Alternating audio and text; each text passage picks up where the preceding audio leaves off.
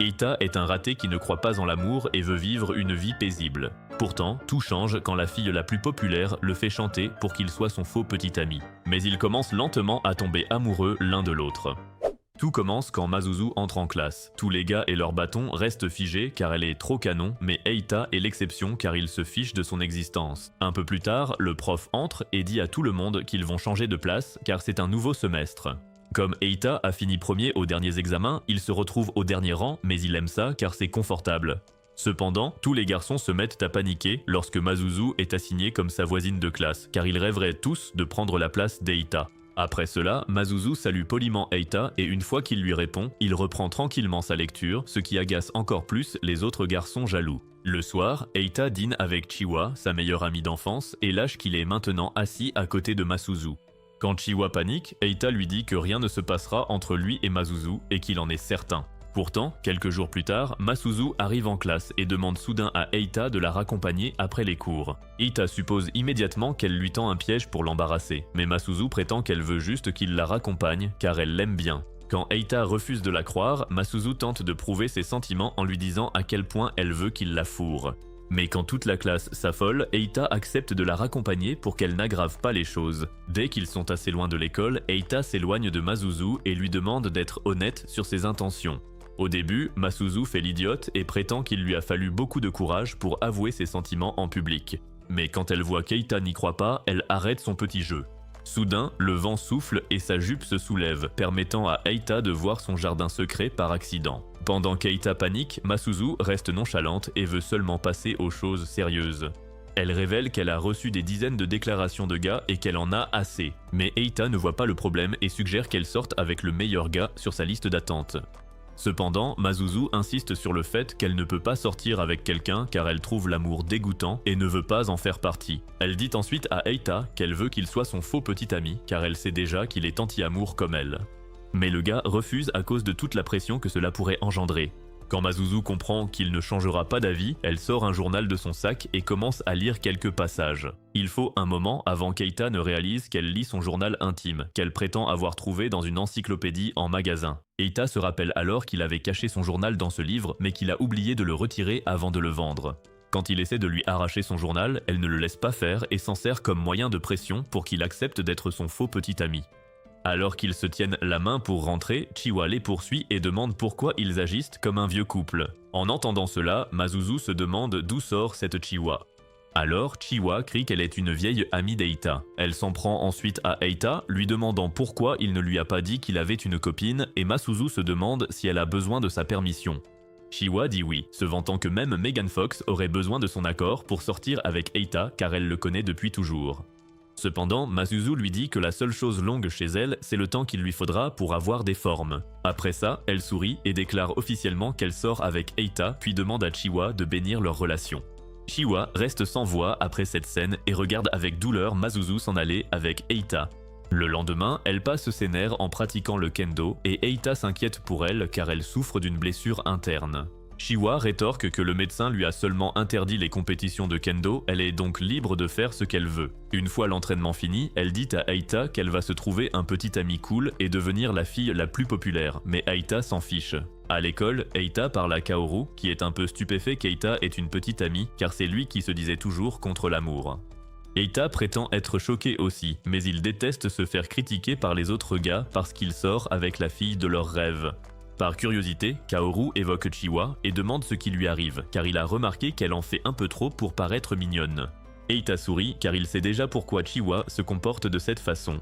Alors Kaoru lui conseille de régler ça avec elle avant d'approfondir sa relation avec Masuzu. Après les cours, Eita rentre avec Masuzu et pense à dire la vérité à Chiwa sur leur fausse relation car il se sent responsable de son comportement. Mais avant qu'il ne demande la permission à Masuzu, elle devine déjà ce qu'il veut dire et insiste pour garder le secret. Au fond, elle sait déjà que Chiwa agit bizarrement parce qu'elle veut devenir populaire. Elle dit donc à Eita de prévoir une rencontre avec Chiwa demain pour qu'ils puissent trouver une solution. Le lendemain, Eita traîne Chiwa pour voir Masuzu à l'école, où Masuzu l'invite officiellement à rejoindre son club.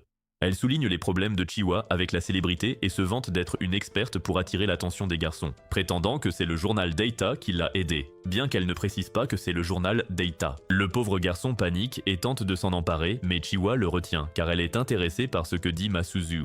Masuzu affirme que le livre contient tout ce dont Chiwa aurait besoin pour attirer les garçons et feint la sympathie pour qu'elle rejoigne son club. Bien que Chiwa soit convaincue d'accepter, elle reste sceptique car elle ne donne rien en retour.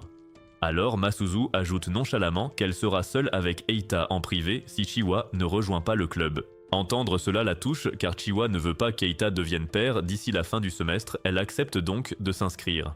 Plus tard ce soir-là, Chiwa mange la viande d'Eita, se vantant qu'elle apprendra de Masuzu et deviendra plus célèbre qu'elle. Le lendemain, elle retrouve Masuzu pour prendre des leçons sur la façon d'attirer un garçon. D'abord, Masuzu mentionne le fait d'avoir une cible, alors Eita intervient et demande à Chiwa si elle a quelqu'un en tête.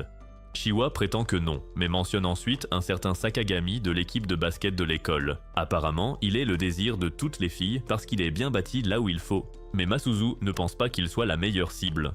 Quand Eita demande pourquoi, elle y réfléchit et change d'avis, ajoutant que le frère de Sakagami est dans leur classe et sera plus facile à séduire.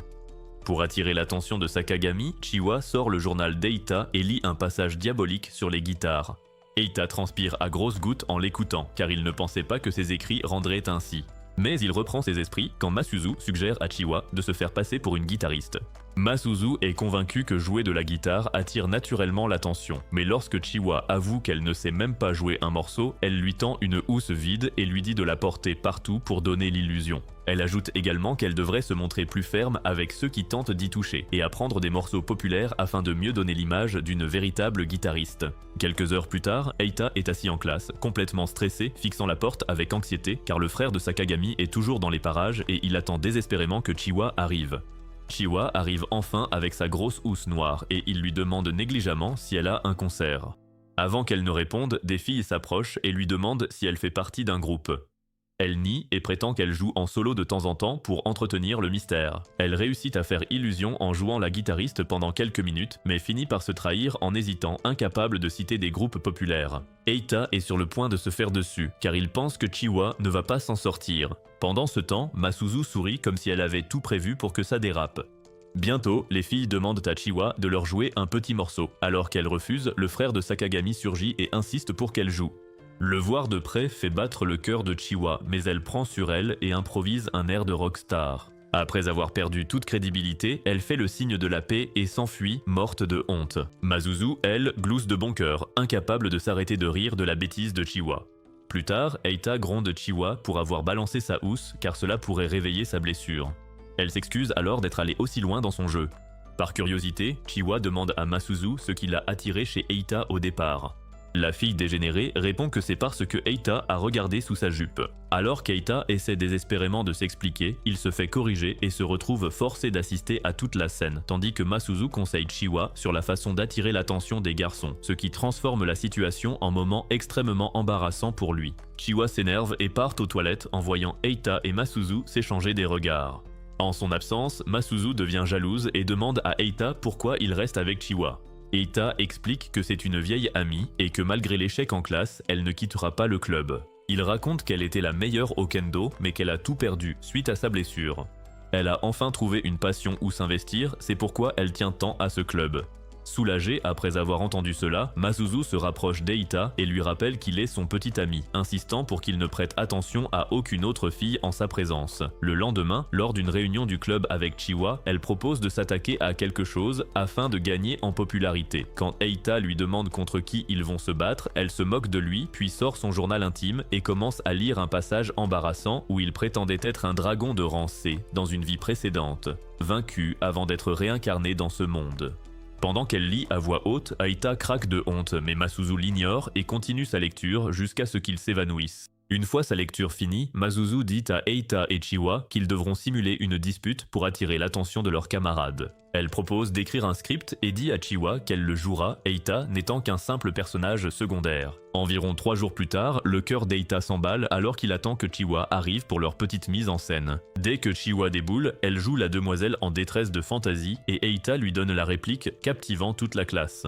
Après avoir ainsi perdu toute crédibilité, un silence de plomb envahit la classe pendant environ 5 minutes. Puis tout le monde applaudit leur performance, y compris Sakagami qui semble intéressé par le script de Mazuzu. Ensuite, Mazuzu dit à Chiwa qu'il est temps de passer à l'action avec Sakagami et de l'inviter à sortir.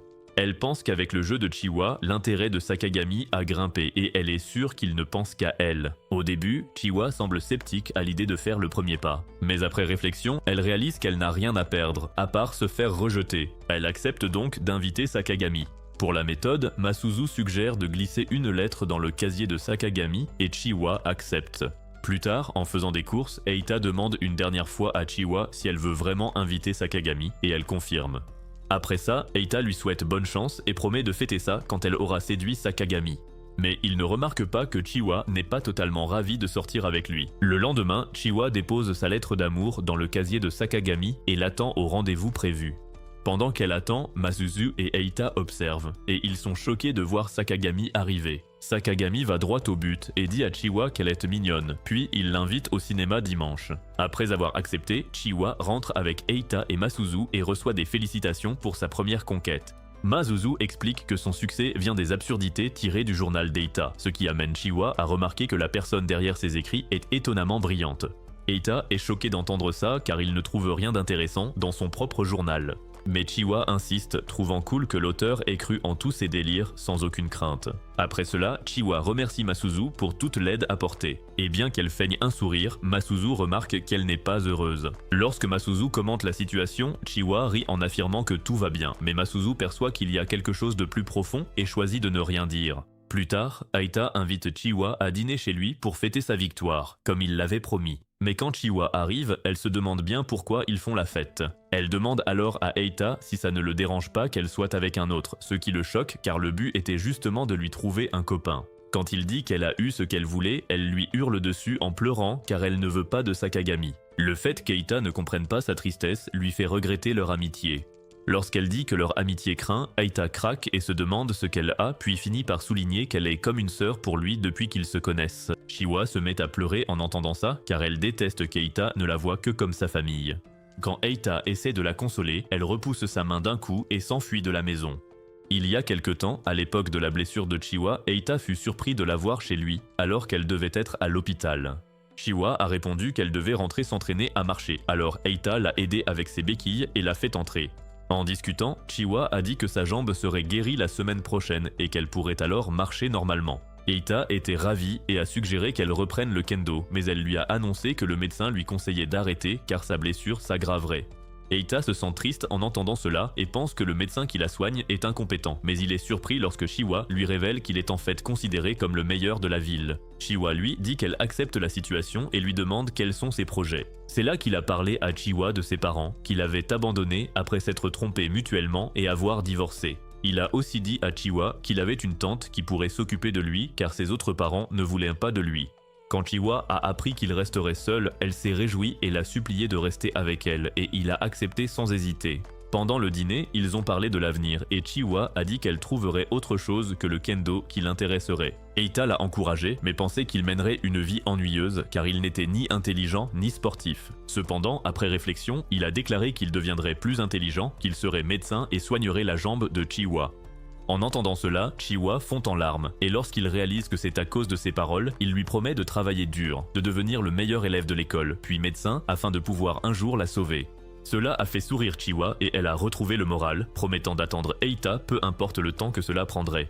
Aujourd'hui, Eita s'en souvient et réalise qu'il était stupide de faire une promesse aussi importante. Par coïncidence, Mazuzu lit un passage de son journal concernant la promesse et convient qu'il était stupide. Le lendemain matin, Eita se réveille de mauvaise humeur en se demandant pourquoi Chiwa a surréagi de la sorte hier. Quand il réalise qu'il est déjà plus de 9 heures, il comprend qu'il est en retard et se précipite hors de la maison. Il court en ville et est choqué quand Mazuzu l'accoste, car tout comme lui, elle est là pour voir comment se passera le rendez-vous de Chiwa. Après cela, elle lui prend la main comme un couple normal, mais il s'en plaint. Alors elle lui dit qu'il doit agir comme son petit ami à tout moment. Elle lui fait ensuite sentir ses complots pour montrer son sérieux. Et Eita réalise que son semestre n'est pas la seule chose qui risque d'être long et dur. Après un certain temps, ils voient tous deux Chiwa de loin, et Eita remarque qu'elle est mignonne dans sa tenue. En entendant cela, Masuzu s'attribue le mérite d'avoir choisi la robe mais critique Chiwa pour lui avoir donné une robe qu'elle portait il y a longtemps. Environ une demi-heure plus tard, Aita s'impatiente car Sakagami est en retard pour son rendez-vous avec Chiwa et il aimerait qu'elle abandonne déjà. 20 minutes de plus s'écoulent et elle est toujours là à attendre que Sakagami se montre mais il ne vient pas. Bientôt, Aita voit Sakagami rire avec ses amis et il s'avère qu'il a parié avec quelqu'un que Chiwa l'attendrait, même s'il était en retard. Une fois que Sakagami rencontre Chiwa, il lui demande pourquoi elle a été assez bête pour l'attendre et ses copines se demandent pourquoi elle joue les durs alors qu'elle n'en a clairement pas le cran. Alors qu'ils se moquent tous de Chiwa, Aita s'énerve et c'est là que Masuzu lui révèle la vérité sur Sakagami. Apparemment, elle savait depuis le début que c'était quelqu'un de mauvais qui faisait le gentil à l'école et jonglait entre 2 ou 3 filles à la fois. Aita s'en prend presque à Masuzu pour avoir laissé Chiwa choisir Sakagami alors qu'elle savait quel genre d'individu il était et il décide d'intervenir. Cependant, Masuzu l'arrête et insiste pour que Chiwa subisse l'humiliation afin qu'elle comprenne que l'amour est surévalué et devienne comme eux. En entendant cela, Aita crie sur Masuzu pour qu'elle arrête d'être tordue, car même s'ils sont pareils, ce n'est pas bien d'imposer leur vision à quelqu'un d'innocent. Désormais, Masuzu comprend ce qu'il dit et commence à s'en vouloir pour tout ça, alors elle supplie Aita de ne pas l'abandonner. À sa grande surprise, Aita, autrefois furieux, lui tapote doucement la tête et promet de lui préparer des litres de crème à son retour. Il s'élance ensuite comme un héros pour sauver la mise et commence à se voir comme le personnage fantastique qu'il s'imagine être dans son journal intime. Une fois face au groupe de Sakagami, il se présente comme un dragon de rang S et jure de déchaîner ses pouvoirs sur eux s'il continue de harceler Chiwa. Sa démonstration choque le groupe de Sakagami qui se demande s'il a toute sa tête, mais quand il remarque que les gens les regardent, il décide de partir. Sur leur chemin, Aita les attaque par derrière et insiste pour que Sakagami s'excuse auprès de Chiwa pour l'avoir mené en bateau. Mais il finit par se faire tabasser jusqu'à ce qu'il crache du sang. Malgré cela, il se relève et hurle que sa copine le regarde et qu'il n'abandonnera pas, ce qui laisse supposer à Chiwa qu'il parle d'elle. Pendant qu'Aita se fait encore battre, Chiwa traite l'un des amis de Sakagami de pervers, alors le gars fonce sur elle pour lui donner une leçon. En chemin, quelqu'un lance un bâton à Chiwa, alors elle le ramasse et le tient comme son sabre de kendo. Elle assomme ensuite le premier gars et contre calmement le costaud qui l'attaque juste après. Après l'avoir mis hors d'état de nuire, elle fait face à Sakagami et lui flanque une raclée, puis s'incline et s'excuse de lui avoir menti. Elle révèle qu'elle ne l'a jamais aimé et qu'elle ne l'a choisi que parce qu'elle s'était disputée bêtement avec sa meilleure amie agaçante. Elle supplie ensuite Sakagami de faire comme si cette journée n'avait pas existé, alors le gars accepte et s'en va avec son ego et son crayon meurtri. En son absence, Chiwa s'occupe d'Aita, qu'elle félicite d'avoir pris sa défense. Elle évoque ensuite le moment où il a crié qu'une fille le regardait et demande si Masuzu est avec lui. Quand Aita dit qu'il est seul, Chiwa devient certaine qu'il parlait d'elle quand il a crié tout à l'heure, mais elle ignore que Masuzu a tout vu. Le lendemain, Aita devient populaire à l'école à cause de ce qu'il a fait à Sakagami hier. Apparemment, la star du basket a été dénoncée pour sa mauvaise conduite, et Kaori remarque que Chiwa sera contente. Cependant, quand il remarque que Masuzu n'est pas en classe, il se dit qu'elle est vexée parce qu'Aita l'a délaissée pour jouer les chevaliers servants d'une autre. Alors, après les cours, Aita part à la recherche de l'appartement de Masuzu, et est choquée quand elle le serre dans ses bras par derrière. Il est paniqué parce qu'elle a l'air d'aller bien, alors qu'il avait l'impression qu'elle lui en voulait. Mais Masuzu dit qu'elle va bien. En y repensant, Aita réalise que c'est elle qui a lancé le bâton pour Chiwa hier, et il l'en remercie. Mais Masuzu prétend qu'elle a juste fait ce que toute petite amie normale ferait. Pendant qu'ils se promènent, Aita demande à Masuzu si elle continuera à diriger leur club, et elle admet qu'elle le fera car il y a Chiwa qui veut devenir populaire. Aita décide que ça lui va et propose de rester dans le coin jusqu'à ce que Chiwa redevienne normal. Alors qu'il mentionne Chiwa, Masuzu lui fait remarquer qu'il sait presque tout sur elle, mais Aita prétend que c'est parce qu'ils sont de vieux amis. En conséquence, Masuzu s'approche de lui, lui donne un long baiser langoureux, puis sourit car elle est sûre qu'il n'a pas embrassé Chiwa. Pendant ce temps, toute la culture accumulée dans le pantalon d'Aita commence à monter et il prend de grandes inspirations pour se calmer. Environ 2 secondes plus tard, Masuzu lui demande s'il a apprécié le baiser, mais il bafouille et demande si elle est d'accord pour l'embrasser puisqu'il est son faux petit ami. Cependant, Masuzu le choque lorsqu'elle affirme que le baiser était une parodie d'un film qu'elle a récemment regardé et qu'il n'y a rien de plus. Maintenant qu'elle a obtenu ce qu'elle voulait, elle lui dit de laver tout son jus de ses lèvres et il panique. Le lendemain, Aita demande ce qu'elle fait là et Chiwa prétend qu'elle lui a dit que sa douche était en panne et qu'elle utiliserait la sienne aujourd'hui. Puisqu'il est entré et l'a vue comme ça, elle lui dit de se racheter en l'accompagnant à l'école et il accepte. Cependant, lorsqu'il va à la cuisine pour chercher quelque chose, Aita panique, se demandant pourquoi elle est là. Mais elle lui dit qu'elle doit lui préparer le petit déjeuner en tant que petite amie. Elle suppose ensuite qu'Eita aimerait qu'elle ne soit vêtue que de son tablier, alors elle retire sa jupe pour donner à Eita un accès facile. Mais avant qu'il ne puisse conclure, Chiwa appelle à l'aide et Eita est forcé de mentir en disant que c'est sa tante car il ne veut pas que les deux filles sachent qu'elles sont chez lui. Après avoir couru dans tous les sens pendant environ 5 ans, il se fait prendre et réalise qu'avoir une seule femme est toujours la meilleure option. La semaine suivante, Eita arrive à l'école et est choqué de trouver une lettre d'amour d'une fille dans son casier. Il se confie ensuite à Kaoru et lui demande d'expliquer l'intention derrière la lettre. Alors Kaoru lui dit que ça pourrait venir d'une fille qui l'aime bien et qui veut sortir avec lui. Il cite Chiwa comme sa principale suspecte car elle est la seule à vouloir absolument sortir avec lui. Dans cette optique, Eita rejoint Chiwa au club et étudie son comportement pour savoir si elle est son amante secrète. Quand Chiwa le surprend en train de la fixer, elle lui demande ce qu'il a et il nie la regarder. Chiwa pose ensuite des questions sur Mazuzu et quand Eita lui dit que Mazuzu est occupé par autre chose, elle s'excite car elle peut passer du temps en tête-à-tête avec Eita. Aussitôt, elle vient s'asseoir tout près d'Eita et se repose contre lui, ce qui le convainc encore davantage qu'elle est bien la personne derrière la lettre. Soudain, Mazuzu arrive et plaque la tête de Chiwa sur sa nourriture, affirmant qu'elle l'a fait par réflexe parce que Chiwa ressemble à une voleuse d'hommes.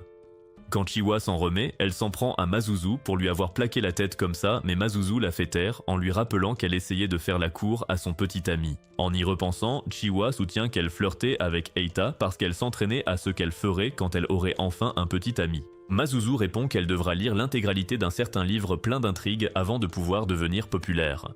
Mais comme leur club n'est pas reconnu par le conseil des élèves, ils n'ont pas de fonds pour obtenir la collection complète du livre plein d'intrigues. Mazuzu décide que s'ils ne veulent pas que leur club soit fermé, ils devront s'occuper des surveillants, le bras puissant du conseil des élèves qui se dresse sur leur chemin. Pendant qu'ils réfléchissent tous à ce qu'il faut faire, Chiwa suggère de recruter plus de membres pour éviter la fermeture. Mazuzu accepte, bien qu'elle soit surprise car elle n'attendait aucune activité cérébrale de la part de Chiwa aujourd'hui. Ensuite, Mazuzu suggère de créer un hymne pour leur club et Chiwa se porte volontaire mais finit par chanter l'amour. Comme Mazuzu est anti-amour, elle coupe Chiwa et chante un passage bizarre du journal d'Eita, ce qui fait craquer le pauvre garçon. Plus tard, Eita va à son casier et est choquée d'y trouver une autre lettre de son admiratrice secrète lui rappelant ses sentiments. Cette fois, Mazuzu l'observe en train de lire, mais il cache la lettre pour qu'elle ne découvre pas ce qui se passe. Après les cours, Mazuzu rentre avec Eita et se montre très affectueuse avec lui comme si de rien n'était. Elle lui demande s'il lui cache quelque chose, car elle a remarqué qu'il surveillait Chiwa de près dans la salle du club. Eita affirme que ce n'est pas ce qu'il pense, mais Mazuzu lui rappelle de ne pas accorder d'attention aux autres filles en sa présence. Elle le menace ensuite de révéler le contenu de la page 69 de son journal, s'il ne dit pas la vérité, mais Eita reste ferme et refuse de parler.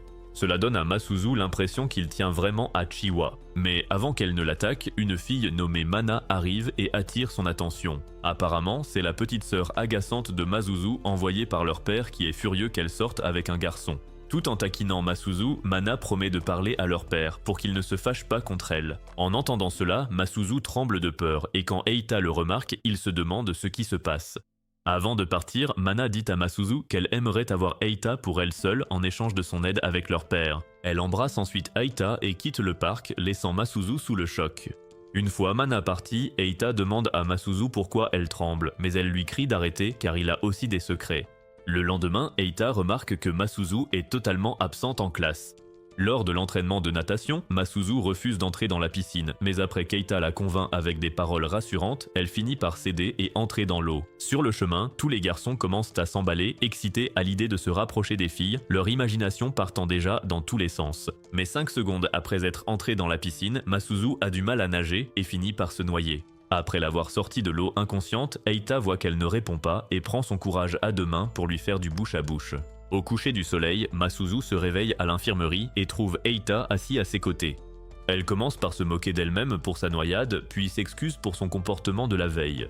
Elle admet finalement qu'elle a été perturbée lorsque Mana l'a embrassée devant elle la veille, réalisant avec surprise qu'elle ressentait de la jalousie, alors qu'elle avait toujours considéré les baisers comme des gestes insignifiants entre deux amoureux. Eita, pris de court par cette confession, pensait pourtant qu'elle était en colère contre lui pour avoir fouillé dans ses secrets. Comprenant qu'il s'est complètement trompé, il tente de la rassurer en lui disant de ne pas s'inquiéter pour ce baiser, comme s'il avait déjà tourné la page. Masuzu se fige à l'évocation de ce mot, jusqu'à ce qu'elle se souvienne du bouche à bouche qu'il lui a fait pour la ranimer, et son visage devient aussitôt écarlate. Ce soir-là, alors que Chiwa rentre chez elle, elle reçoit un message disant qu'Eita a embrassé Masuzu proche de la piscine. Cela la met hors d'elle et elle décide de rentrer chez elle en courant sous la pluie battante. Le lendemain, elle tombe malade et sa mère supplie Eita de s'occuper d'elle pendant qu'elle va travailler. Eita accepte d'aider, mais il est un peu troublé quand Chiwa lui demande de lui faire sa toilette. Quand il a fini, il remarque une paire de baguettes qu'elle a prises chez lui à l'époque où il lui avait promis de devenir médecin pour soigner sa jambe. Chiwa dit que ces baguettes comptent beaucoup pour elle, car elles sont le signe de leur lien, et c'est là qu'Eita comprend qu'elle n'est pas l'auteur des lettres, car ils ont déjà un lien et n'ont rien à restaurer. Alors que Chiwa s'endort, elle murmure qu'elle veut un bouche-à-bouche d'Eita et qu'elle veut qu'il reste avec elle pour toujours. Le lendemain, elle commence à se sentir mieux et force Eita à l'accompagner à l'école. Mais à l'école, Eita trouve une autre lettre d'amour de son admiratrice secrète et Chiwa le remarque. Il prétend que ce n'est rien, puis se cache pour lire la lettre et réalise que son admiratrice secrète veut le voir. Après les cours, il se rend à un certain endroit et trouve une jolie fille nommée Hime qui l'attend, et il est stupéfait quand elle lui dit qu'elle l'aime. Curieux, Eita demande s'ils se sont déjà rencontrés car il ne se souvient d'aucun lien avec elle. Elle fait alors remarquer que tous les souvenirs de sa vie passée ne sont pas encore revenus. Elle se présente comme la princesse d'Eita issue de son monde imaginaire, ce qui choque le garçon car ce monde n'existe que dans son journal intime. Alors qu'elle l'enlace, il recule et lui demande comment elle connaît ses fantasmes. Elle lui dit alors que c'est à cause de sa démonstration au parc quand il a essayé de sauver Chiwa il y a quelques semaines. Elle l'enlace à nouveau et c'est à ce moment-là que Chiwa et Masuzu arrivent. Chiwa demande immédiatement qui est Hime, alors Eita dit à Hime de ne pas mentionner qu'elle était son amante dans une vie antérieure. Cependant, quand Chiwa exige qu'elle se présente, elle mentionne qu'elle est l'ex d'Eita, laissant tout le monde complètement sous le choc. Masuzu commence à s'agiter, car cela signifie que quelqu'un appelait Eita papa avant elle, tandis qu'Hime commence à se montrer collante avec Eita quand elle réalise que les deux filles le convoitent. Le lendemain, Eita se confie à Kaoru sur ce qui s'est passé, et celui-ci se demande ce que Hime peut bien trouver à Eita. Après leur conversation, Eita réfléchit aux motivations de Hime, mais en sort brusquement lorsqu'il la trouve dans la salle du club. Hime est ravi de le voir et l'enlace, mais Eita n'est pas vraiment ravi car c'est Masuzu qui l'a invité. Pour sa défense, Masuzu prétend qu'en tant que petite amie, elle est obligée de se renseigner sur son ex et grâce à cela, elle connaît les fantasmes bizarres de Hime d'être la princesse d'Eita. Elle envisage aussi d'inviter Hime à rejoindre leur club, mais Chiwa déboule et refuse car elle sent que Hime ne cherche qu'à s'approprier Eita. Hime le confirme et dit qu'elle ne veut rien avoir à faire avec la célébrité, mais Masuzu insiste sur le fait qu'elle réussira si elle apprend à attirer les garçons. Pour l'intéresser, elle commence à lire un passage du journal d'Eita racontant qu'il avait 4 partenaires sexuels qui ne l'aimaient jamais assez. Pendant qu'elle lit, Eita s'emporte et Hime devient plus intéressée à l'idée de devenir une fille issue des pensées sauvages d'Eita. Sentant cela, Masuzu donne un livre à Hime et lui dit de décrire le type de jeune fille qu'elle aimerait devenir sous la forme d'un poème. Chiwa prétend que c'est trop facile et suggère de jouer une sorte de pièce dans le couloir où elles feront toutes les mignonnes en croisant Eita. Au début, Masuzu et Chiwa jouent correctement, mais quand vient le tour de Hime, elle s'évanouit suite à une intoxication alimentaire et les surveillants arrivent. Environ 1 heure plus tard, Hime reprend connaissance et trouve Eita assis à ses côtés. Elle demande ensuite des nouvelles de Chiwa et Masuzu et apprend que les surveillants les ont emmenés. Maintenant seule, Eita lui demande pourquoi elle s'obstine avec lui car il ne voit pas l'intérêt d'être ensemble, même s'il est son petit ami dans son monde imaginaire.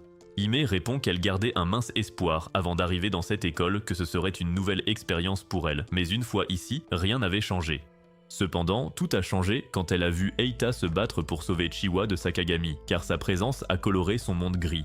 Elle ajoute qu'elle le trouve cool depuis lors, mais Eita rétorque qu'il a abandonné ses fantasmes bizarres il y a des années. Pour lui, ce n'est plus cool, et alors qu'il insiste, Hime lui prend les mains et lui dit de croire en lui et d'assumer davantage ses fantasmes. Samedi, Eita, Chiwa et Masuzu se retrouvent à nettoyer la piscine de l'école en guise de punition infligée par les surveillants.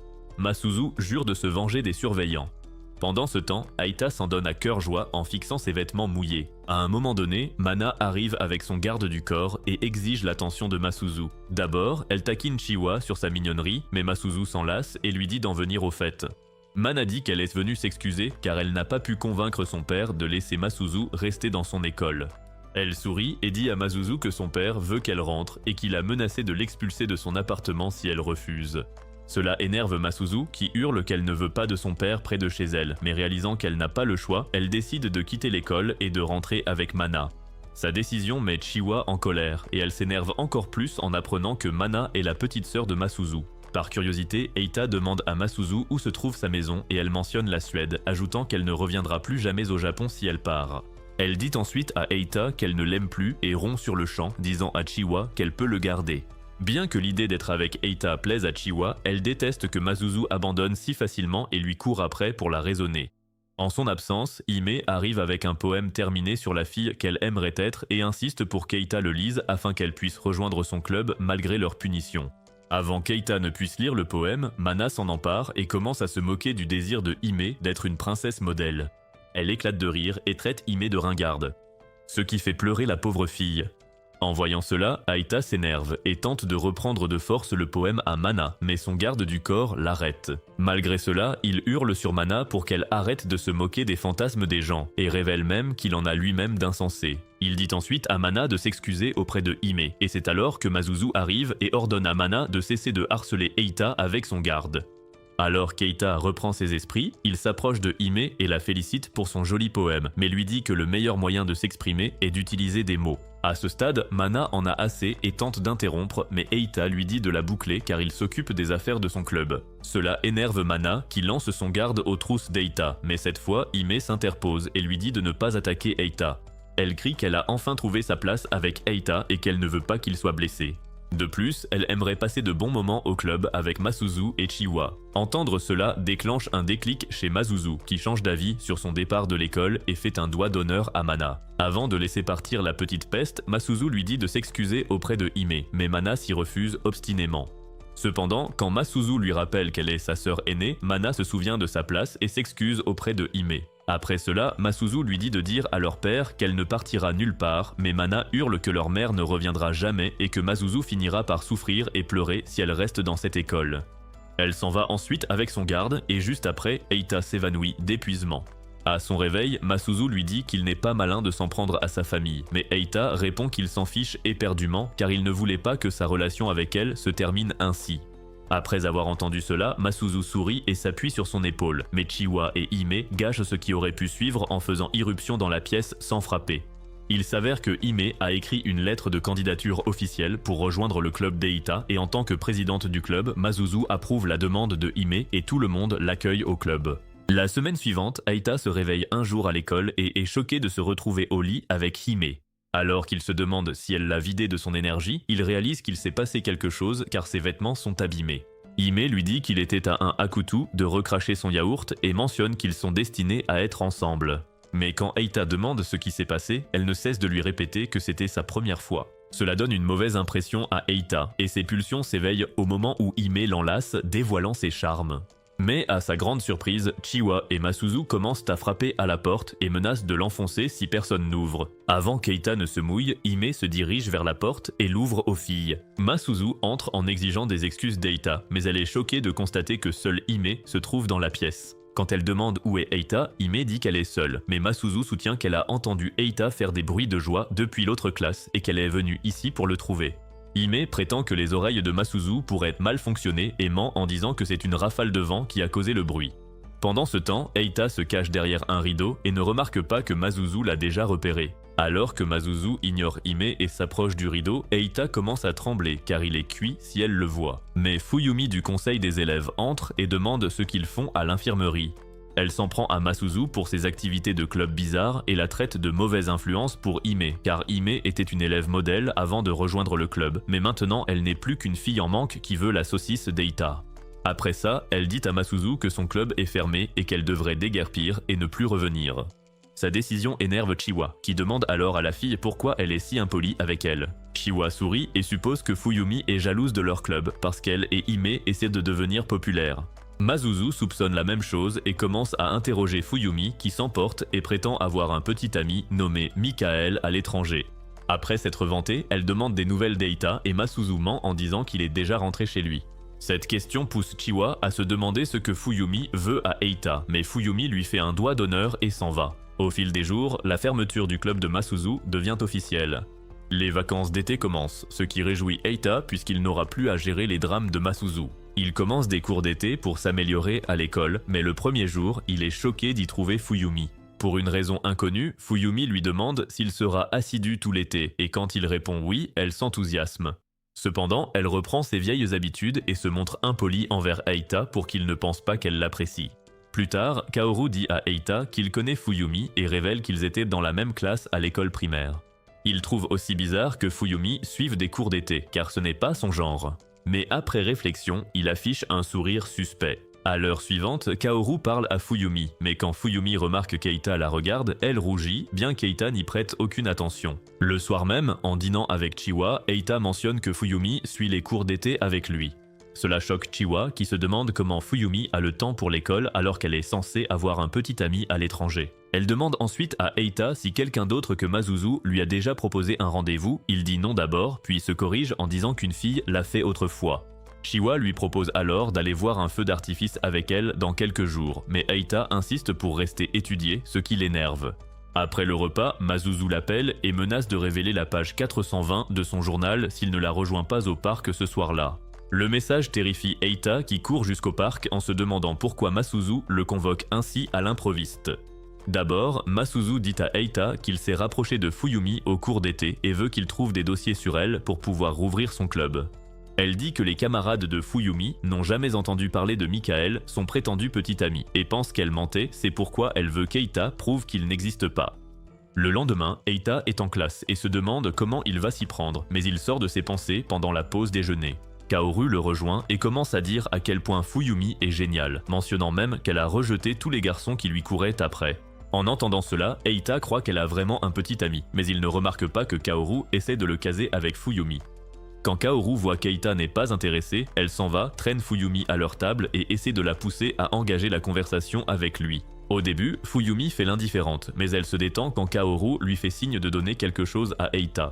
Il s'avère qu'elle lui a apporté un plat fait maison, et bien qu'Eita soit choquée, il se régale et la complimente. Ce compliment excite Fuyumi, car elle a cuisiné elle-même, alors elle s'enfuit pour cacher son embarras. En son absence, Kaoru essaie de jouer les entremetteurs, mais quand Eita lui dit que Fuyumi a un copain, Kaoru pète un câble.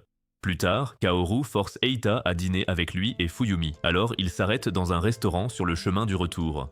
Là, Eita remarque que Fuyumi porte toujours son uniforme et lui demande pourquoi elle le porte pendant les vacances. Fuyumi répond que c'est une règle de l'école de le porter même à l'extérieur, et Eita se demande si elle le porte aussi en rendez-vous. La question choque Fuyumi, et juste au moment où elle va dire la vérité sur sa situation amoureuse, Chiwa arrive et gâche tout. Elle attaque Fuyumi en l'accusant d'avoir menti sur son petit ami, mais Eita prend sa défense en affirmant qu'elle n'est pas du genre à mentir et qu'elle suit toujours les règles de l'école.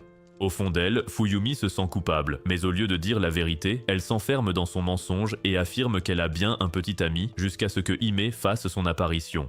Eita est surpris de la voir et se demande ce qu'elle fait là et elle explique que Masuzu l'a envoyée pour apprendre à dire « Meo Meo Oni-chan » auprès de Fuyumi.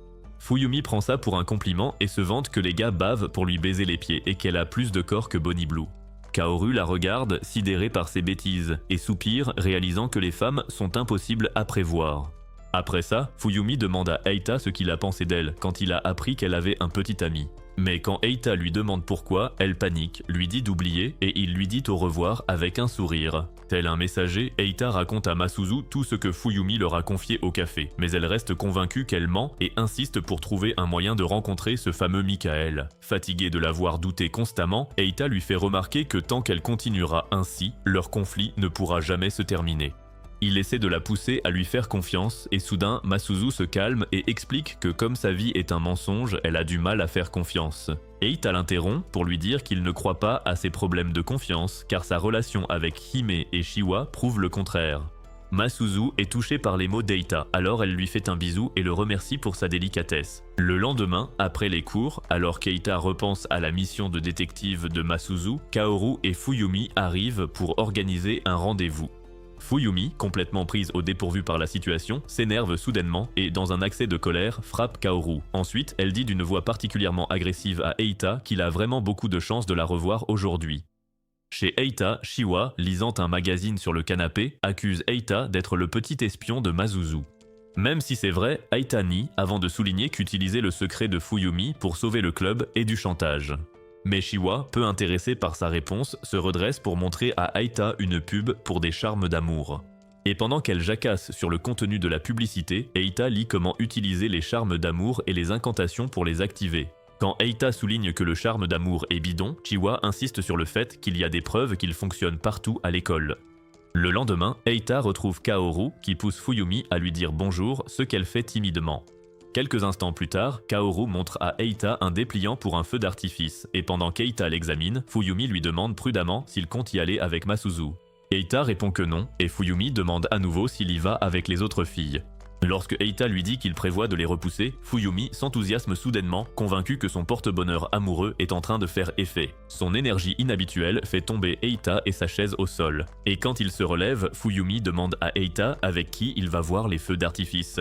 Eita révèle qu'il n'a pas l'intention d'y aller car il préfère étudier, mais Fuyumi insiste pour qu'il vienne. Soudain, Eita demande à Fuyumi si elle compte y assister avec Michael. Et même si la question la prend au dépourvu, Fuyumi ment en disant que Michael n'est pas là, elle est donc libre d'y aller avec qui elle veut. Pendant qu'Eita digère le mensonge de Fuyumi, Kaoru leur montre 3 billets de cinéma et propose d'y aller après les cours demain. Plus tard, Eita fait son rapport à Masuzu qui échafaude un plan pour qu'Eita fasse tomber Fuyumi amoureuse de lui pendant le rendez-vous.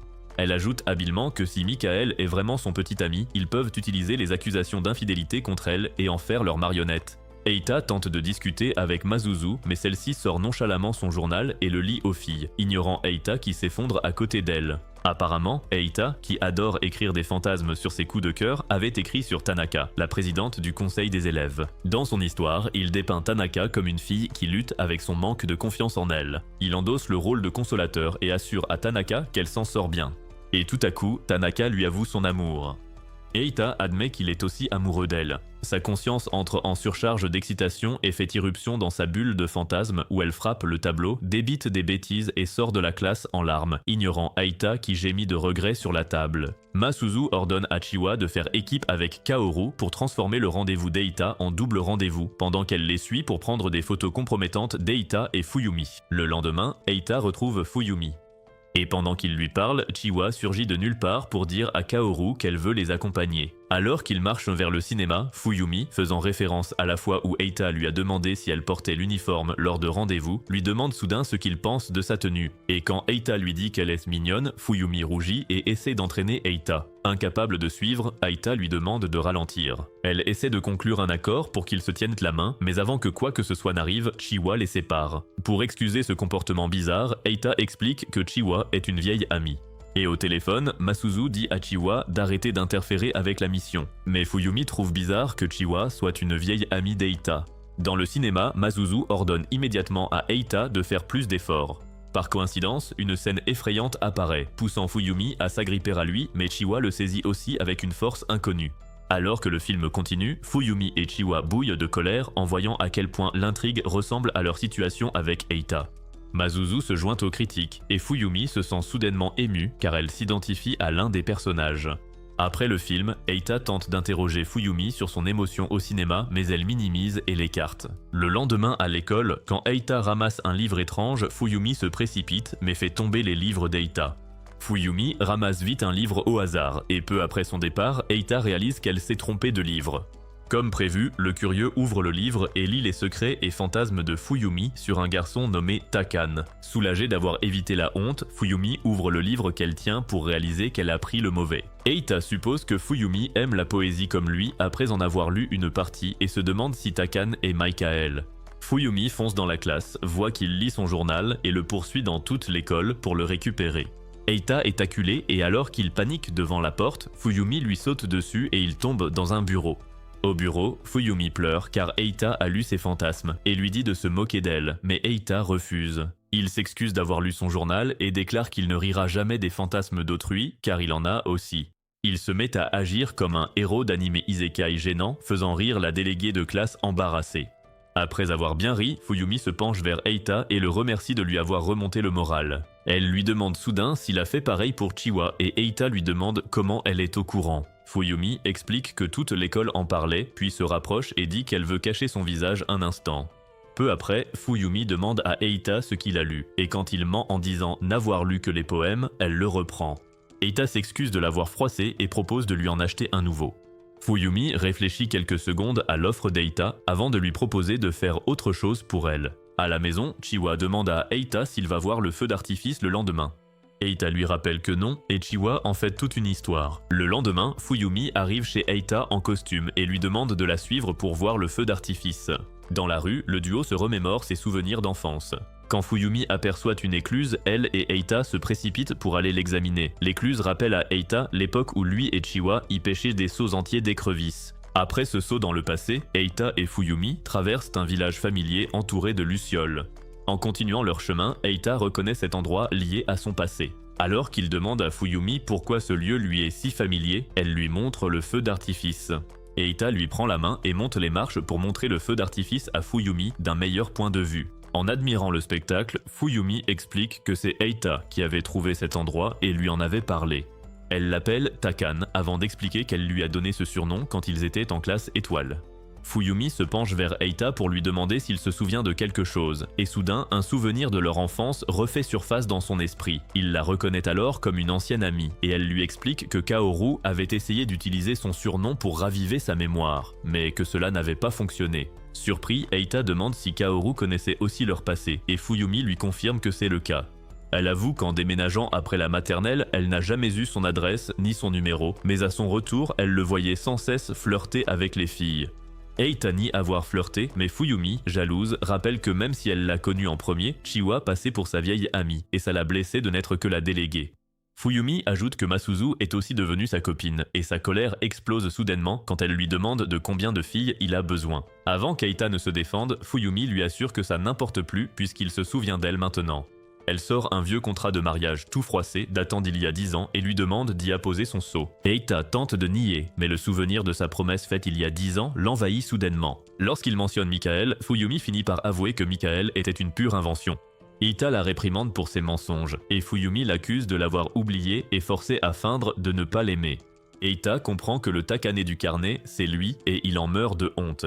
Il lui dit de tout avouer à Masuzu, mais Fuyumi refuse, sachant que Masuzu ne cesserait jamais de s'en moquer. Elle ajoute avec suffisance qu'elle larguera Michael pour lui s'il l'épouse. Mais quand Eita refuse son plan, Fuyumi lui rappelle qu'il a une copine et qu'il est mal placé pour parler avant de le forcer à signer. Pendant qu'Eita fuit Fuyumi, il tombe par hasard sur Chiwa et Hime. Fuyumi observe la scène et enrage de devoir se cacher pendant que Chiwa et Hime entraînent Eita au loin. Le lendemain matin, Masuzu ordonne à Eita de l'embrasser pour le punir d'avoir passé la nuit avec Fuyumi. Après le baiser, Masuzu devient nerveuse et tente de le frapper, mais Eita part son coup. Plus tard, Fuyumi réunit le groupe pour annoncer la reprise du club avant de se vanter d'être une experte en amour. Alors que Chiwa proteste, Eita lui dit qu'il ne l'aidera pas à se sortir de son mensonge sur Michael. Fuyumi assure à Eita qu'elle n'en a pas besoin et qu'elle finira par lui faire signer leur contrat de mariage. Le lendemain, Fuyumi se présente fièrement comme la nouvelle chef du club, mais Chiwa ne l'entend pas de cette oreille. Fuyumi prétend avoir sauvé le club de la ruine à elle seule, et Chiwa réplique avec des insultes. Elle se chamaille comme d'habitude jusqu'à l'intervention d'Hime qui accepte Fuyumi comme guide pour devenir populaire. Voyant l'intérêt d'Hime, Fuyumi décèle son potentiel et déclare qu'elle fera d'elle des jeunes filles pures et exemplaires. Pendant ce temps, les étranges caresses sur la tête qui s'échangent dans la pièce mettent Eita mal à l'aise. Masuzu accepte aussi leur coach et révèle mine de rien que Fuyumi a un petit ami riche et séduisant. Fuyumi panique d'être démasquée mais enchaîne les mensonges pour protéger son image de fille parfaite. Chiwa et Hime lui demandent conseil pour se déclarer mais Fuyumi insiste, c'est au garçon de faire le premier pas. Masuzu propose alors qu'Eita se déclare à Fuyumi en guise de démo, pour montrer aux filles comment réagir en situation réelle. Troublée, Fuyumi joue les indifférentes, même si elle se prépare avec hâte comme pour un vrai rendez-vous. Peu après, elle accueille Eita avec passion alors que l'entraînement commence. À contre-cœur, Eita fait une piètre déclaration d'amour, pour abandonner aussitôt quand Fuyumi les conduit. Elle le réprimande pour avoir abandonné et insiste sur le fait qu'une fille ne se gagne pas si facilement. Comme Eita ne prend toujours pas ça au sérieux, Masuzu sort son journal pour le faire chanter et l'obliger à utiliser ses pires répliques de drague, espérant que la pipelette ne le dénonce pas. Eita lance une rafale de baisers aériens et Fuyumi tombe complètement sous le charme. Elle s'accroche à lui, annonçant qu'ils sont désormais officiellement en couple. Les autres filles sont incrédules et se sentent trahies jusqu'à ce qu'Eita rappelle à Fuyumi son poste au comité de discipline. Fuyumi arrête immédiatement son manège et déclare que c'est ainsi qu'on séduit un homme, mais Masuzu n'y croit pas et demande à Eita de recommencer. Il s'exécute et Fuyumi retombe aussitôt dans son mode romantique, s'accrochant à lui. Agacé, Shiwa les sépare, affirmant que Fuyumi a besoin de sa permission pour s'accrocher à Eita car c'est son vieil ami. Mais Fuyumi lâche alors une bombe en disant qu'elle est aussi sa vieille amie, et ce depuis 10 ans. Shiwa l'a rencontrée il y a 9 ans, ce qui signifie que Fuyumi était là en premier. Le cœur brisé, Shiwa demande confirmation à Eita, qui l'affirme en s'excusant, prétendant avoir simplement oublié. Hime prend alors la main d'Eita et annonce fermement qu'elle l'a rencontrée encore plus tôt dans leur vie antérieure, où elle était son amante. Avant que Fuyumi ne puisse rejeter les délires d'Hime, Masuzu ramène l'attention de tous sur leur projet pour l'été. Ils discutent de l'endroit où aller, mais Eita mentionne qu'il a des cours d'été. Fuyumi révèle son jour de congé, et Hime suggère la plage car elle n'y est jamais allée. Ses parents tiennent une auberge, et l'été est leur saison la plus chargée, elle a donc rarement de congé. Les filles commencent à choisir leur maillot de bain, tandis que Shiwa s'éclipse discrètement aux toilettes, l'air abattu. Dans les toilettes, Shiwa fixe son reflet, luttant pour garder le faux sourire qui masque sa jalousie. Lorsqu'elle sort, elle tombe sur Eita, qui s'inquiète pour elle. Elle essaie de l'ignorer, mais Eita lui prend doucement la main et lui dit qu'il n'y a pas de hiérarchie entre les vieux amis. Sa perspicacité la touche, et Shiwa se confie, lui demandant comment il a deviné. Sa réponse lui remonte tellement le moral qu'elle le serre fort et lui demande d'aller acheter un maillot avec elle le lendemain. Eita lui suggère de porter son vieux maillot de 6e et elle panique, insistant sur le fait qu'elle a grandi depuis. Elle lui dit qu'il y a une librairie au centre commercial avec les livres qu'il veut et après qu'il a accepté, elle l'enlace à nouveau. Eita a un rendez-vous café avec Masuzu où il mentionne l'achat du maillot de bain avec Shiwa. Masuzu s'en fiche, bien qu'Eita s'inquiète car elle était contrariée lors du feu d'artifice. Elle confirme le centre commercial qu'il visite et s'en moque comme d'un repère pour couple transi d'amour. Quand Eita demande pourquoi elle a accepté d'aller à la plage alors qu'elle ne sait pas nager, elle avoue n'avoir pu refuser après les dires d'Hime. Le lendemain, Shiwa retrouve Eita et essaie de faire en sorte que leur sortie ressemble à un rendez-vous. Mais Masuzu arrive soudainement, rejoue parfaitement la conversation de Shiwa et insiste pour se joindre à eux. Shiwa conteste ses motivations, ce qui pousse Masuzu à répliquer par des blagues sur sa taille jusqu'à ce qu'elle se dispute. Eita implore le calme alors que Hime et Fuyumi les suivent en secret, Fuyumi craquant de jalousie face à l'infidélité d'Eita. Au centre commercial, Shiwa et Masuzu bombardent Eita de maillots de bain, cherchant son avis, mais il est dépassé. Il leur ordonne de régler ça avec un pierre-feuille-ciseau. Mais le jeu dérape quand Masuzu frappe Shiwa au premier tour, et elles finissent par croiser des cintres comme des épées au second. Excédé, Eita décide d'évaluer les deux maillots en même temps et leur dit d'aller se changer. Sans réfléchir, Hime l'entraîne dans une cabine et lui montre son maillot de façon séduisante, mais Eita se retient de la toucher. Après avoir échappé à Hime, il valide son maillot, et pour le récompenser, elle tente de lui montrer sa poitrine, mais il s'enfuit avant que ça ne dégénère. Pendant qu'il attend, Shiwa et Masuzu demandent s'il est toujours là. À cet instant, Eita remarque des chaussures familières devant une cabine d'essayage et Fuyumi en sort brusquement de manière dramatique, confirmant ses soupçons avant de l'accuser de la tromper. Pour échapper à ses sermons, Eita décide de lui choisir un maillot et elle l'entraîne joyeusement.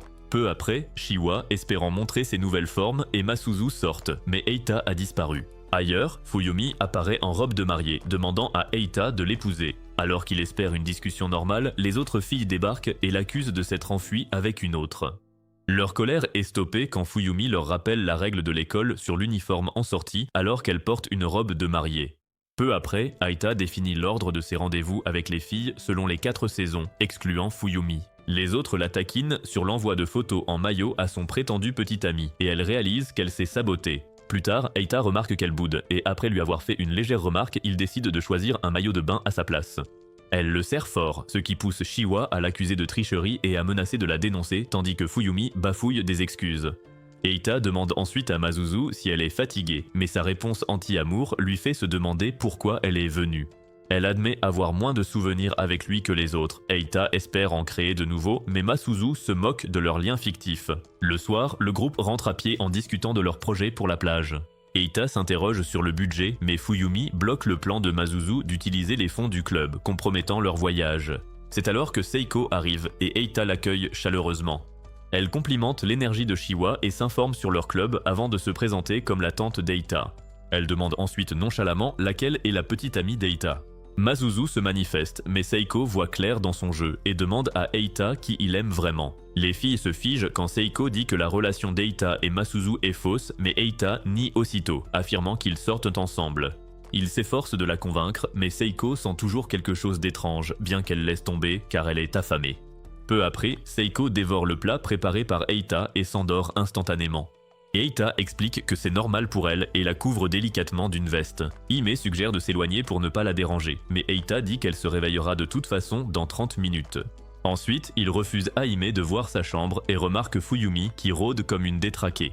Comprenant qu'elle veut son tampon, il lui dit qu'il n'est pas dans sa chambre. Masuzu tente de lancer la réunion, mais Shiwa évoque la fausse accusation de Seiko et les filles exigent des réponses. Masuzu feint l'ignorance, parlant d'allégations sans fondement, et heureusement, Aita les ramène au voyage d'été. Comme elle manque d'argent, elle cherche des petits boulots. Shiwa propose un job d'hôtesse douteux vu sur une affiche, apparemment bien payé, mais Eita refuse net. Masuzu suggère alors de vendre les organes d'Eita, mais il demande sans gêne de changer les plans et se fait huer. À ce moment, Seiko se réveille et leur parle d'une opportunité de participer à un concours. Elle sort un prospectus et leur présente l'événement publicitaire de sa boîte pour un nouveau jeu.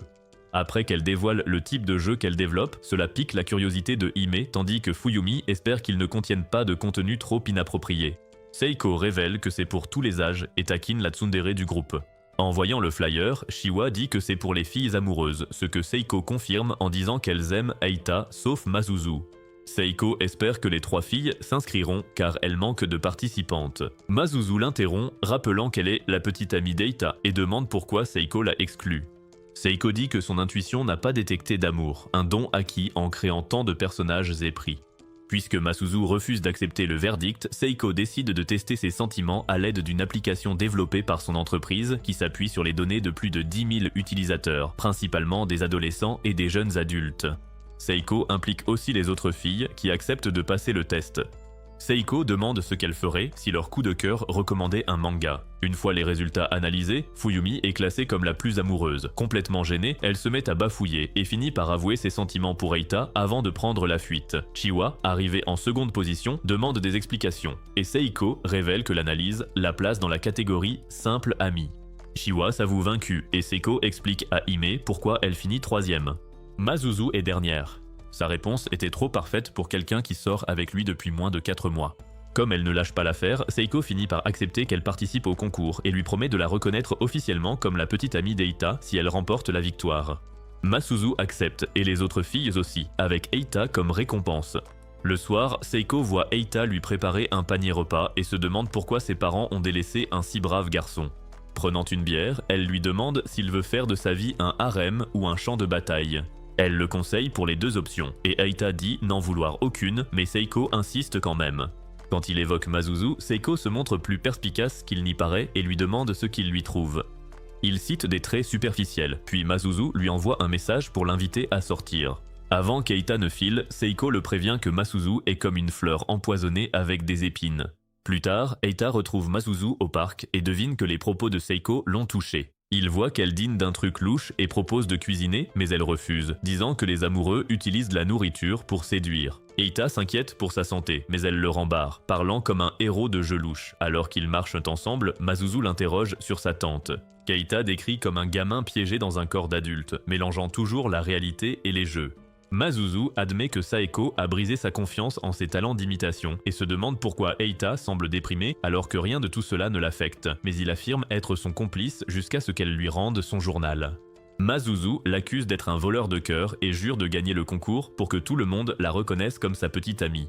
Elle lui demande son aide et Eita accepte. Le lendemain, Fuyumi et Eita racontent leur voyage à Kaoru. Eita, boudant face au chaos de sa vie, se fait dire de se réjouir car il est entouré des plus jolies filles de l'école et Kaoru admet que tous les gars sont jaloux. Quand Eita demande si Kaoru est aussi jaloux, il confirme car les filles n'arrêtent pas de lui voler son meilleur ami. En feuilletant des livres, Fuyumi rappelle à Kaoru, qui joue le rôle de Michael, les moments où il devrait lui envoyer des messages, mais Eita suggère qu'elle laisse tomber ce qu'elle refuse. Peu après, Eita invite Kaoru à la plage, mais il décline et pose sa tête sur l'épaule d'Eita. Leur complicité met Fuyumi mal à l'aise, mais Kaoru s'écarte pour qu'elle ne soit pas jalouse. Hime envoie un message à Fuyumi et Eita craint que Fuyumi n'apprenne des choses bizarres à Hime, mais Fuyumi insiste sur le fait qu'elle veut faire d'Hime une fille normale. Elle prévient aussi Eita qu'une fois normale, Hime ne l'aimera plus, affirmant être la seule pour lui. Plus tard dans la nuit, Eita reçoit des messages d'Hime lui rappelant d'apporter des choses importantes. Il découvre bientôt qu'elle lit des blogs bizarres après qu'elle lui a demandé d'apporter des contraceptifs dont elle ne sait rien. Peu après, Chiwa surgit à sa fenêtre depuis la maison voisine, montrant fièrement son maillot de bain. Elle énumère avec enthousiasme tout ce qu'elle veut faire à la plage et remarque à quel point la relation d'Eita et Masuzu semble étrange mais promet de le sauver. Hime l'appelle, alors elle dit bonne nuit, laissant Eita se demander si Masuzu est la seule à se sentir seule. Le lendemain matin, Eita sort avec son sac et retrouve Chiwa. Ils rejoignent bientôt Hime et Fuyumi au point de rendez-vous. Masuzu arrive quelques instants plus tard. Les filles reconnaissent immédiatement leur concurrente, mais Masuzu attrape simplement le bras d'Eita au début du voyage, laissant les autres bouillir en silence. Dès qu'ils montent dans le bus, Masuzu utilise ses privilèges de petite amie pour s'asseoir à côté d'Eita. Pendant que les autres filles lui lancent des regards noirs, elle rappelle discrètement à Eita de continuer à faire semblant d'être ensemble. Eita fait de son mieux, mais les filles pensent toujours que leur performance maladroite semble fausse. Après un moment, ils arrivent à la maison de plage. Comme c'est la première fois qu'Hime voit l'océan, Fuyumi et Chiwa ouvrent les rideaux de façon théâtrale pour lui montrer la vue. La vue laisse Hime sans voix et le groupe se prépare pour les activités du club. Peu après, ils se changent et mettent leur maillot de bain. Masuzu énumère les activités qu'elles feront pour s'entraîner au prochain concours et les filles acceptent. Chiwa rassure Hime en lui disant que l'eau n'est pas effrayante et l'entraîne dedans. Le goût salé ravive instantanément les délires de vie passés d'Hime, tandis que Chiwa s'éclabousse joyeusement. En les regardant, Eita s'inquiète, mais Masuzu se plaint qu'ils ne gagneront pas en popularité à ce rythme. Eita la taquine sur le fait qu'elle ne sait pas nager. Pendant ce temps, Fuyumi trouve un coquillage en forme de cœur et l'apporte à Eita, espérant qu'ils chercheront l'autre moitié ensemble. Il minimise l'idée et Fuyumi le traite d'idiot avant de foncer dans l'océan. Masuzu parle de son ignorance, mais Eita remarque que toute l'attention se porte soudain sur elle. Il lui pose une serviette sur la tête, mais elle demande pourquoi il joue les amoureux transis sans public. Pourtant, elle se met à bouder quand il dit que les autres filles s'amusent. Plus tard, ils mangent ensemble et Eita note que Hime n'est pas délirante pour une fois en louant le repas. Après le repas, Masuzu dit à Eita de préparer le dessert et montre la pastèque du doigt. Les filles l'encouragent, mais tout cet entraînement à la popularité le stresse. Eita met un bandeau et demande un bâton, mais Masuzu lui dit d'écraser la pastèque avec sa tête. Quand il commence à marcher, les filles lui crient des instructions, l'avertissant de ne pas croire Masuzu. Après mûre réflexion, il décide de faire confiance à sa petite amie. Ses indications le mènent droit vers les mauvaises pastèques et il finit par attraper les seins de Masuzu. Troublé par cette étrange douceur, il presse à nouveau par instinct et Masuzu le serre fort tandis que les autres explosent de rage. Plus tard, Eita vérifie la cicatrice laissée par l'étiquette impudique dans la salle de bain et divague sur cette marque comme un geek asocial qui aurait besoin de sortir un peu. Peu après, ils se réunissent pour le dîner, mais Masuzu confie une autre tâche à Eita pendant que les filles jouent à pierre-papier-ciseaux. Pendant qu'Eita change l'ampoule du lustre, il surprend la discussion entre Fuyumi et Masuzu. Étonnamment, l'intuition de Fuyumi devine la raison possible pour laquelle Masuzu sort avec lui et elle exige des réponses. Heureusement, Masuzu change de sujet avec ses piètres talents d'épluchage d'oignons et après s'être fait gronder, Fuyumi lui demande de laver le riz sans savon. Plus tard ce soir-là, Hime et Chiwa font la vaisselle pendant que Fuyumi envoie des messages à son petit ami imaginaire. Pendant ce temps, Masuzu et Eita prévoient de montrer des preuves solides qu'ils sortent ensemble. Masuzu se souvient de son attaque tranchante et suggère de s'embrasser comme simple salut. Eita panique, mais elle affirme que les baisers ne signifient rien pour des gens anti-amour comme eux. Elle lui laisse le choix de refuser sans le menacer avec son journal, mais il est perdu dans ses pensées. Un peu plus tard, Eita joue aux cartes avec les filles, mais n'arrive pas à se concentrer. Il se souvient alors de l'accord passé avec Masuzu selon lequel il doit lui donner un baiser de bonne nuit. Les autres filles remarquent sa nervosité, mais il n'en tient pas compte. Il réalise qu'il s'engage sur un terrain miné, mais continue quand même. Il s'excuse pour aller dormir. Masuzu attend le moment convenu, mais contre toute attente, Chiwa dit aussi qu'elle va se coucher tôt. Elle leur remet une pochette contenant des dragons de téléphone que les filles ont faites pour le club. Chiwa explique que le symbole signifie « jeune fille » et pourquoi elle, Hime et Fuyumi voulèrent le faire.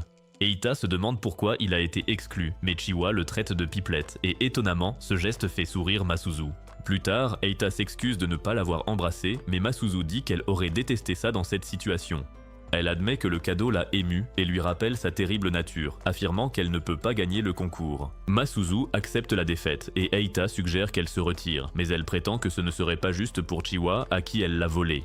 À ce moment-là, Masuzu lui montre ce qu'il a écrit dans son journal sur son désir de devenir médecin pour soigner Chiwa. Cela rappelle à Eita cette déclaration passée et Masuzu le remercie pour tout. Elle décide de le laisser partir après le voyage, ce qui met Eita mal à l'aise. Le lendemain matin, les filles déjeunent, mais Masuzu ne se joint pas à elles. Inquiète, elle se demande si elle peut encore participer au concours, et Eita demande l'heure. Apparemment, l'endroit ouvre à 16h et commence 30 minutes plus tard, mais les candidates doivent arriver 1 heure plus tôt. Eita espère qu'elle sera prête d'ici là et après leur départ, il lui apporte à manger dans sa chambre. Elle refuse et lui demande de la laisser tranquille. Eita part se promener, mais le soleil brûlant déclenche ses délires habituels. Soudain, Mana le percute avec son vélo et il attrape accidentellement son gâteau. Elle le traite de pervers et l'insulte, ce qui excite malheureusement les tendances masochistes d'Eita. Après leurs habituelles chamailleries, Mana exige de savoir comment va Masuzu. Réalisant qu'elle est inquiète, Eita lui explique la situation. Mana se confie sur Masuzu, le joyau de sa famille, faisant toujours ce que veut leur père, au point de s'être brisé intérieurement. D'après le comportement de Masuzu, Mana devine qu'elle a mené Eita en bateau.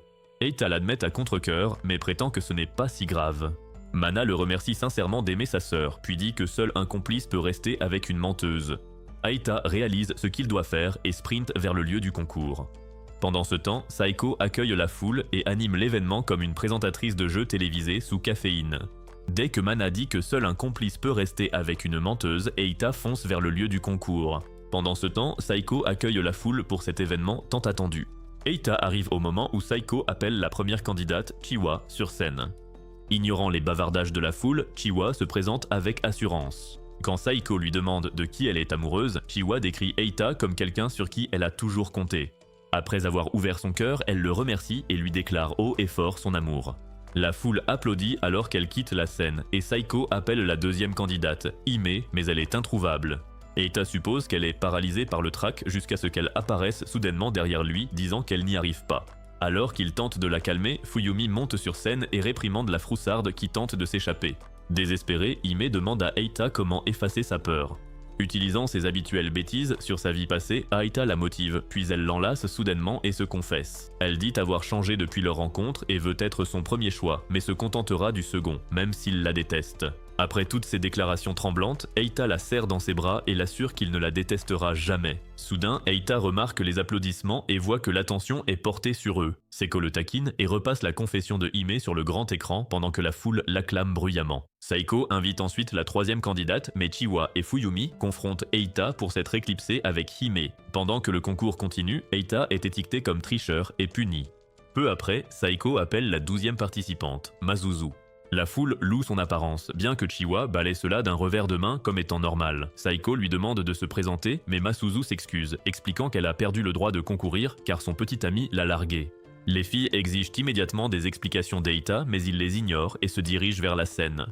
Le public murmure, supposant que Masuzu fait du mélodrame pour attirer l'attention.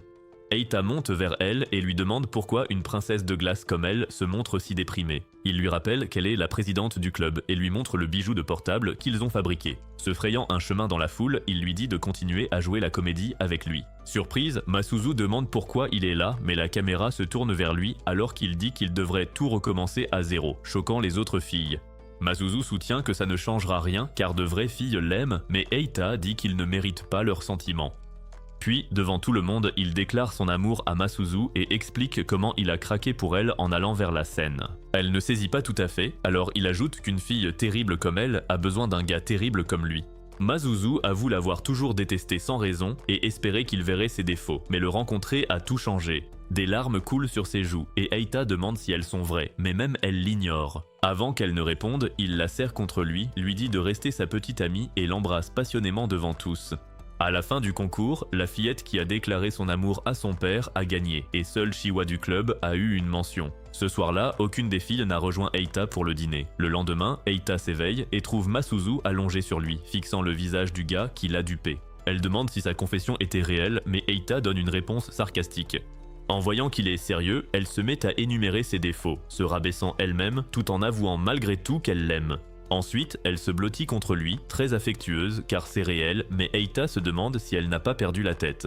Seiko interrompt ce moment et appelle Eita à l'extérieur. Il dit à Masuzu de lui faire confiance et s'en va. Seiko révèle qu'il est officiellement sur la route du champ de bataille et il s'excuse de l'avoir inquiété. Elle explique une troisième route opposée, consistant à se faire détester de toutes les filles sauf sa petite amie.